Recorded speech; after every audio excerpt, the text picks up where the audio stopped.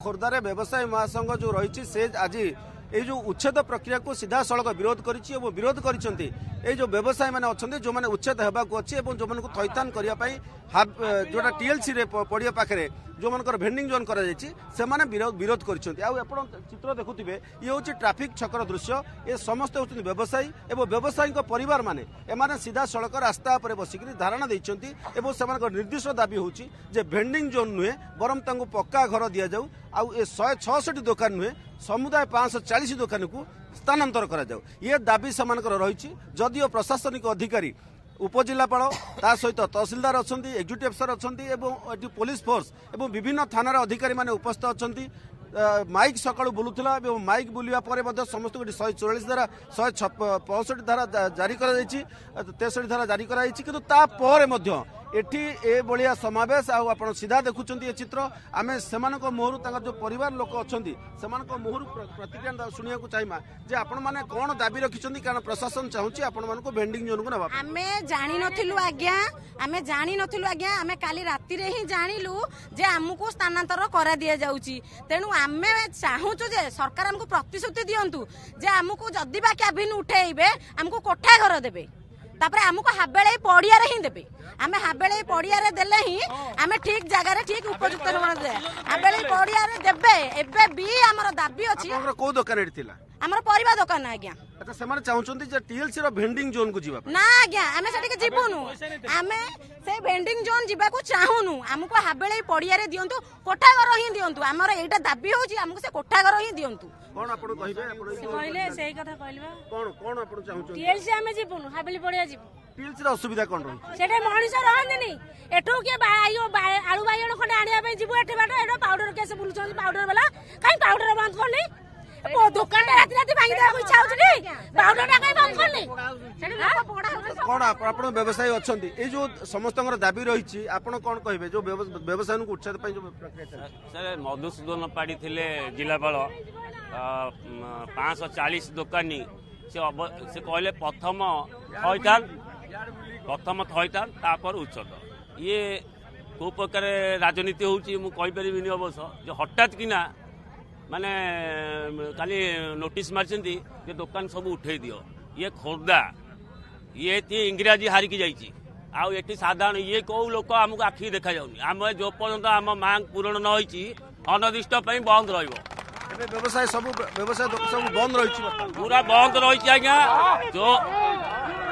जो पर्यंत आमर दाबी पूरण न होई आम अनिर्दिष्ट बंद रखिबू एटी आलू किले खाद्य पदार्थ जिनस मिलबनी पब्लिक आम सांगे अच्छा टोटाली आम शुणुनु आमको दाबी आमर हाबेली पड़िया सुनंदन ये जो प्रतिक्रिया आप शुणुंट गोटे कथा होती बर्तमान या पूर्व खोर्धा म्युनिसिपालिटी जे अच्छा अध्यक्ष और पौराध्यक्ष और काउनसिलर मैंने आसीते से व्यवसायी मान सहित आलोचना करते चाहूँ आउ किसी दिन समय दि जाऊ और ए संपर्क में अधिक आलोचना हो प्रशासन जो भाई तरबर भाव निष्पत्ति नौ निष्पत्ति न नौ बोली से दाबी करपटे आम देखा पाचु कि दोकानी देखो बर्तमान प्रशासनिक अधिकारी माने आलोचना करुछंती किंतु आलोचनार कौन सुफल एपर्यंत बाहरी ना किंतु अन्यपटे आम देखीचु जो मारवाड़ी पट्टी अच्छी सेठी किछि जो माने अछंती व्यवसायी अच्छा से तरफ दुकान से खाली कर दौरान तेणु ए सब भितर बर्तमान पूर्वतन विधायक जमती कि कह सब भितर राजनीति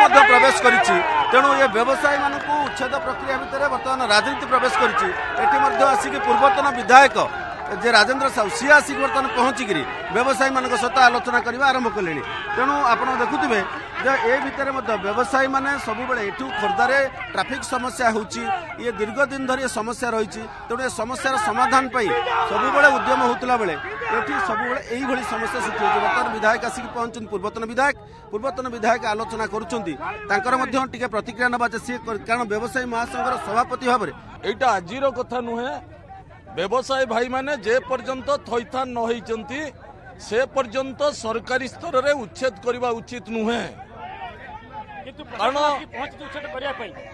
मन इच्छा पहुंची आपण माने देखिबे जेतेबेले नवीन पटनायक थिले सेतेबेले तांको कहिथिले जे पर्यंत कैबिन व्यवसायी भाई माने थैथान हेइ नांती से पर्यंत उच्छेद करा जीवो नाही नवीन पटनायक थिबा पर्यंत कैबिन व्यवसायी भाई माने उच्छेद हेइ नांती केबे କ୍ୟାବିନ୍ ସହରକୁ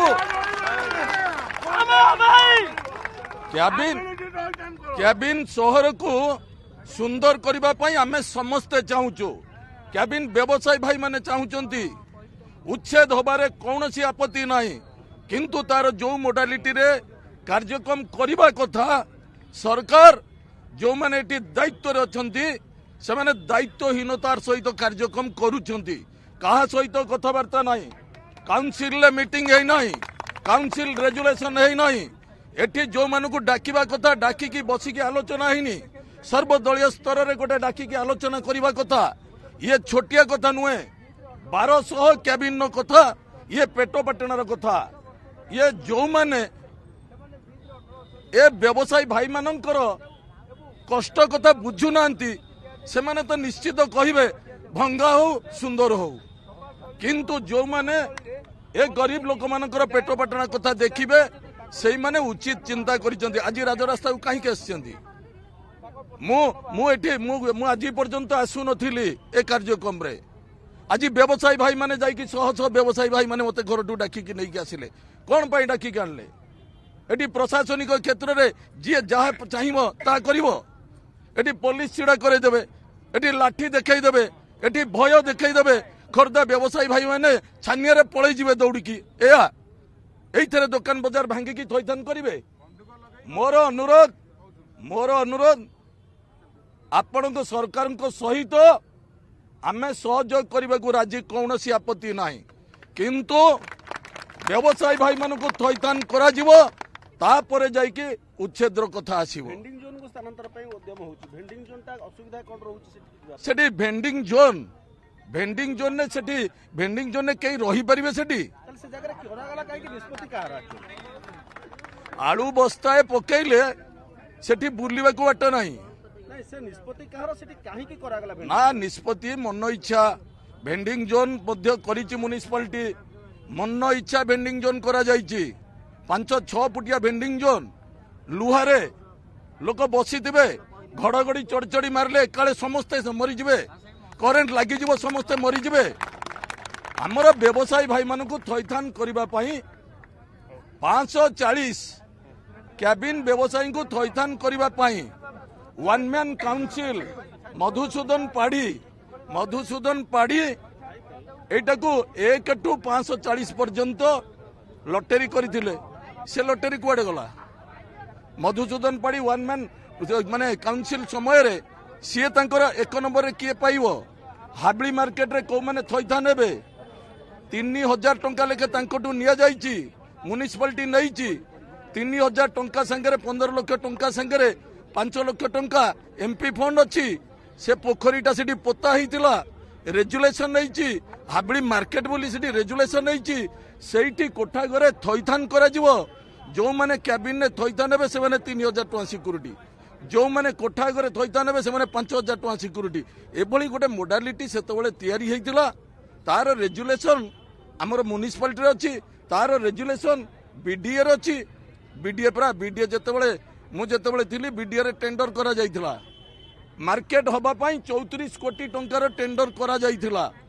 ତାର ପରବର୍ତ୍ତୀ ସମୟରେ ମୁଁ ବେଗୁନିଆ ଗଲି, କେହି ମୁଣ୍ଡ ଖେଳେଇଲେ ନାହିଁ। ଆପଣ ମାନେ କୁହନ୍ତୁ, ଆପଣ ମାନେ ସାମ୍ବାଦିକ ହେଲେ ମଧ୍ୟ ଖୋର୍ଦ୍ଧାର ବାସିନ୍ଦା। ଖୋର୍ଦ୍ଧା ସହର ସୁନ୍ଦର ହେବା ଆବଶ୍ୟକତା ଅଛି। ତାର ଅର୍ଥ ନୁହେଁ ବ୍ୟବସାୟୀ ଭାଇ ମାନଙ୍କୁ ଜୋର ଜବରଦସ୍ତି ଦାଦାଗିରି, ପ୍ରଶାସନିକ ଦାଦାଗିରି ଦେଖି ତାଙ୍କୁ ଏଠୁ ଉଚ୍ଛେଦ କରିବା, ଇଏ କେବେ ଉଚିତ ନୁହେଁ। ବସିବେ, ସମସ୍ତଙ୍କ ସହିତ ବସିକି ଆଲୋଚନା କରିବେ। ଆଲୋଚନା ମାଧ୍ୟମରେ କେମିତି ଥଇଥାନ ହେଇପାରିବେ। 540 କ୍ୟାବିନ୍ ସେ ତ ହାବଳି ମାର୍କେଟରେ ହେବେ। ହାବଳି ମାର୍କେଟରେ ମାନେ one man council Madhusudan Padhi lottery କରିସାରିଛନ୍ତି। ଇଏ ପୁଣି କ'ଣ ଲଟେରୀ କରୁଛନ୍ତି? ତେଣୁ ନିର୍ଦ୍ଦିଷ୍ଟ ଦାବି ଲୋକମାନଙ୍କର ଯାହା କଥା, ରାଜେନ୍ଦ୍ର ସାହୁର ମଧ୍ୟ ସେୟା କଥା। ଲୋକମାନେ ଯୋଉ ଥଇଥାନ ହବା ବ୍ୟବସ୍ଥା ଆସୁଛି, ପ୍ରଥମେ ଥଇଥାନ ତାପରେ ଉଚ୍ଛେଦର ବ୍ୟବସ୍ଥା କରାଯିବ। ଏଇ କଥା ମୋର ଆପଣମାନଙ୍କର ଟିଭି ମାଧ୍ୟମରେ ମଧ୍ୟ ଜନସାଧାରଣଙ୍କୁ ହାତ ଯୋଡ଼ିକି କହୁଛି, ଭୁଲ ଟ୍ରାକରେ କେହି ନ ଯାଆନ୍ତୁ। କାରଣ କିଛି ଲୋକ ଅଛନ୍ତି ଡାହାଣୀ ହେଇକି ଲାଗୁଛନ୍ତି, ଗୁଣିଆ ହେଇକି ଛଡଉଛନ୍ତି।